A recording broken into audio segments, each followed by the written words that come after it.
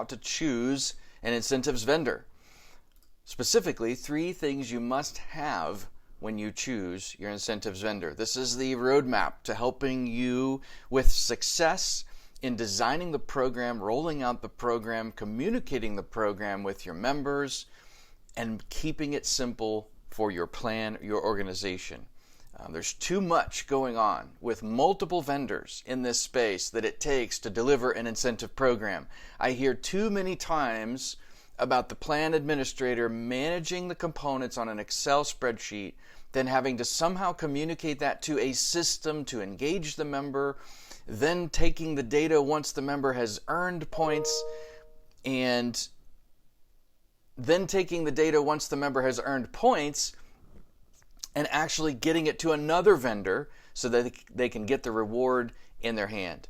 So here it is, the 3 must-haves. Number 1, flexible design. You have to be able to control the items you incent and the design of the program, and that should be controllable by line of business. If you're a health plan and you have 5 different lines of business, Medicaid, Medicare, commercial, marketplace, etc., you need to be able to develop a structure by line of business and not be limited to one structure for your organization.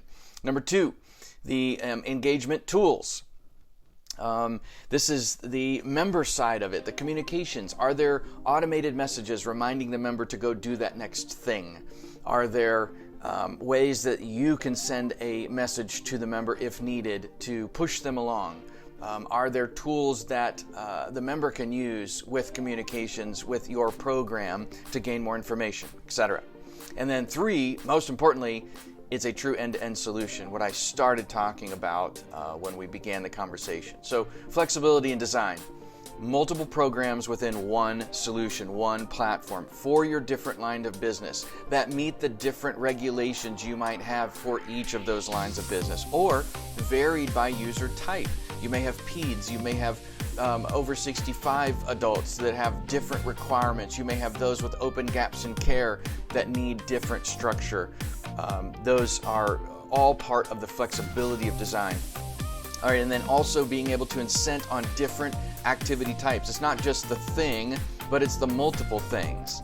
Could be completion-based items, could be participation-based items, could be attainment-based items. We talked about this in our last segment together. If you didn't catch that, go back and review vignette number 2 to learn a little bit more information around those specific items. Regarding member engagement, we touched on this. Specific information, multi-channel outreach options, the reporting that happens at the member level, the reporting that happens at the plan level, a clear outline of what is needed to earn, and then being able to track along the way. The third item, the most important, is an end-to-end solution. Each of the components we've talked about could be available within a stand-up solution of some kind, but very few, if any, outside of our platform that I'm aware of actually allow you to do all 5. The design of the program, the engagement of the communication with the member, the tracking of the progress at the member level and at the plan level, the redemption, the actual taking of all this stuff and passing it right in the same platform so that the member can redeem the thing that they've earned. Remember the difference between incentives and rewards, talked about from our first conversation together about this topic.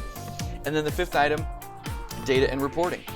Being able to get raw data out so that you can manipulate, so that you can include in your plan's process and internal rules and requirements, BI, analytics, etc.